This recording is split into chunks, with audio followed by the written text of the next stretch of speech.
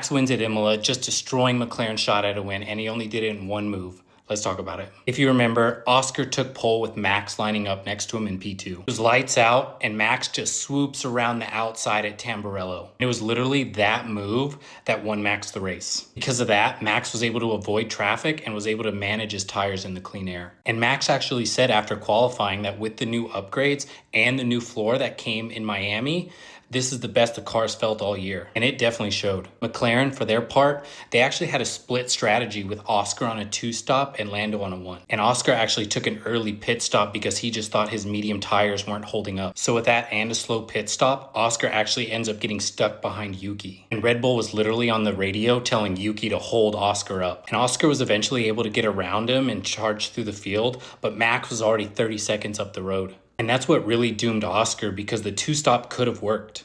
But the slow pit stop and the traffic behind Yuki was just too much. But then Esteban Ocon stops and the race gets VSC'd, and Max took that as a chance to get a cheap pit stop to stay in front. A little bit later on, there was actually a safety car because of Kimi's car shutting off. It didn't matter. Max just had these clean restarts and he was just able to, again, pull away. And then later on in the race, Lando was able to close in on Oscar.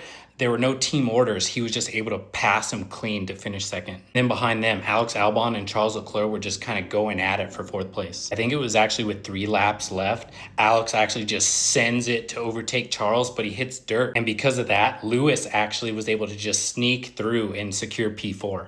And just a note on Ferrari, like what a solid recovery after such a chaotic weekend. Lewis P4, Charles P6. That car is just so hard to pin down. But after these results, it sort of seems like Ferrari is okay in race trim. So I really hope the team can just figure out those qualifying setup issues. So it'll be interesting to see how they end up doing in Monaco next week. But then shout out to Alex Albon for taking P5. I know he wanted P4, but that's now P5 in back-to-back races for him. Super awesome for him and Williams. Because of the Max win, the driver's title is still up for grabs, which is all we really want for this season. But what did you guys think of the race? Let me know.